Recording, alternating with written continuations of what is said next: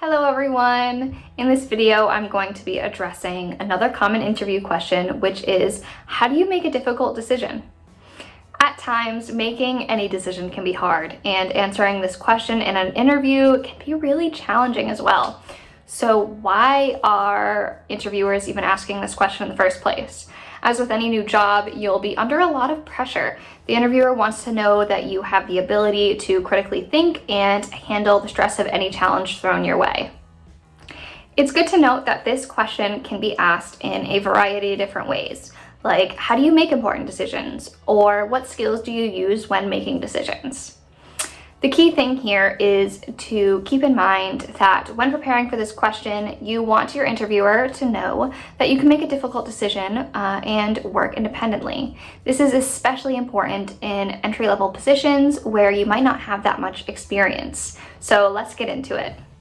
Step one is to explain your process of making difficult decisions. You want your interviewer to know that rather than being spastic or spontaneous, you have a thought-out system for making tough choices. You don't want to seem like you're a just computer following an algorithm. So you need to make it known that there are steps you take to make any decision. You want to avoid saying things like, oh, I'll listen to my gut when I have a gut feeling, or that I wing it. This just does not seem reliable.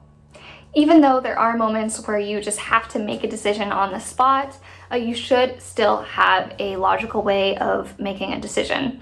Everyone has different processes, and that's totally okay.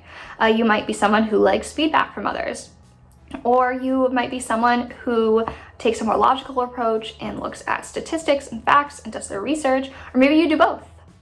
Let the interviewer know subtly that your emotions don't affect your decision making. For example, if the outcome could affect a coworker that you have a relationship with. Overall, your process is personal, and it should be that way, but you need to demonstrate that you take the time to think about the situation before rushing in to make a decision and overreacting, underreacting. For example, if you are asked how you make difficult decisions, you could say something like, depending on how much time I have, I usually try to get as much information as possible. I like to use other resources to help me, such as research and insight from coworkers who understand the situation better.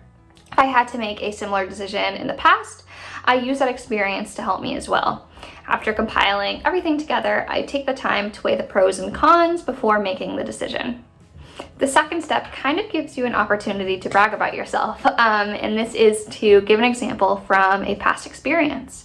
The best way to show you how you make decisions and to stand out amongst all other applicants is to provide an example that actually happened. This doesn't have to be a lengthy story either. This experience could be from a previous job or when you were at school. Just make sure that it's professional and it really demonstrates your ability to critically think. I do want to note, though, that with these experiences that are on the more negative side, it is important to make sure that you end on a positive note. What did you gain from the experience, and how was this decision helpful to you or to others who were involved? Overall, as long as you show your interviewer that you are thinking through a process rather than just making split-instant decisions when it's unnecessary, you're golden. If you have any other tips for others who might be going to an interview soon, make sure you comment them down below or mention them on any of our social medias. I would love to hear from you, and I know everybody else at JobGet would as well.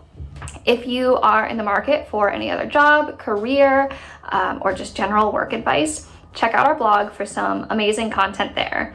And as always, subscribe to our YouTube channel so you're able to see new videos come out.